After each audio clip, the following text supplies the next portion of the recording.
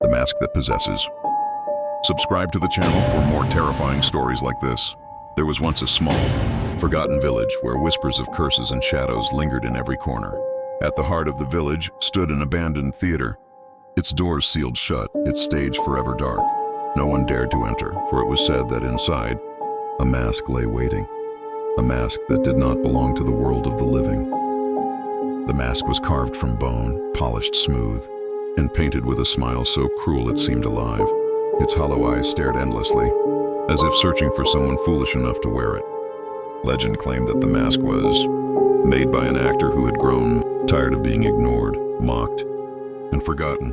He slit his own face from ear to ear, tearing his smile wider than nature intended, and used his own flesh as the template for the mask.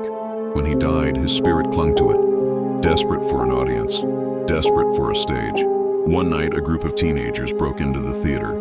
They had heard the stories, but curiosity outweighed their fear. Among them was a boy named Daniel, reckless and eager to prove himself. While the others hesitated at the rotten seats and the broken chandeliers above, Daniel climbed onto the stage. His flashlight swept across the dust until it landed on a black wooden box at the center. Inside was the mask. The others begged him not to touch it, but Daniel only laughed. "It's just a piece of theater junk," he said, lifting it up. The mask felt warm, almost pulsing in his hands.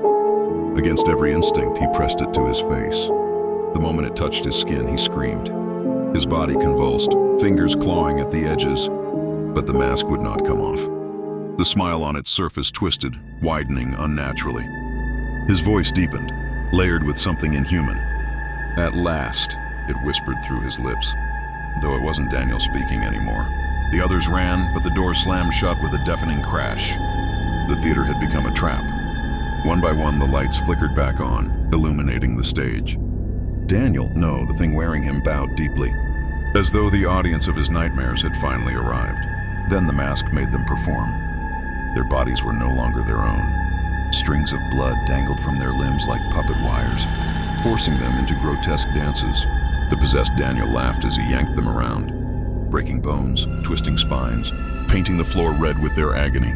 The theater echoed with screams and applause, though the applause came from shadows, hundreds of faceless figures clapping silently in the seats. By morning, the theater was silent again. The mask sat neatly in its box, spotless, waiting for the next fool to give it life.